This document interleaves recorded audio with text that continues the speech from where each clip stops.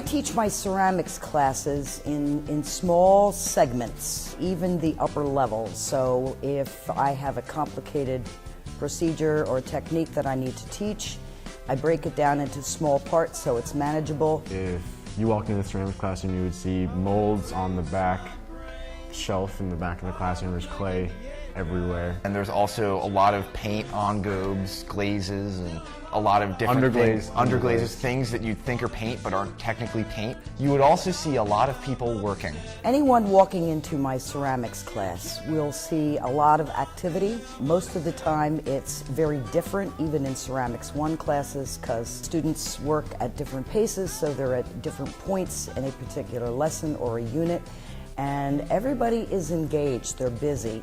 I grade my students' projects following a rubric, which I present at the beginning of each lesson. Neatness is important to see whether or not they got the idea, the main thrust of the lesson, making sure that they properly label their work and that they execute the technique with care, and that always shows up. Well, being a ceramics student in Mrs. Arbitel's class is a fantastic and joyous experience. I walked in there the first day of school last year, and I was overwhelmed by the amount of joy and caring that was coming from her. Some of the projects that my Ceramics 1 students are working on, we're working on the basic 3 hand building techniques first, which is pinch pots, coil pots, and finally slab work. We have done 2 pinch pots thus far.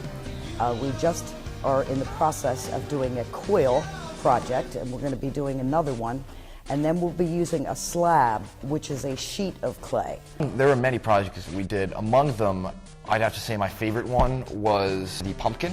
The pumpkin was it was not really a pumpkin, it was a jack-o'-lantern. So I carved a little bit of a face into it, and you cut off the top and hollowed out the bottom, and you could put you glazed it, you engobed it. Ceramics 3 students are doing a variety of projects. They have all just completed making a very large jack-o'-lantern or pumpkin out of coils, which are strands of clay.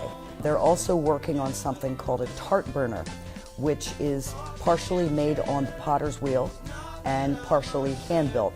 My favorite part about being a ceramics student was probably the break in the middle of the day from all the other classes. There was like a nice time I could actually make something instead of having to study. Well, as a veteran ceramics student, I can say that ceramics was everything that Mark said. It was a nice time off from the day where you kind of just relax and you do a pinch pot, or you do a pumpkin, or you do something that you create. All in all, ceramics was a great part of the day. It was different than most classes. Very creative.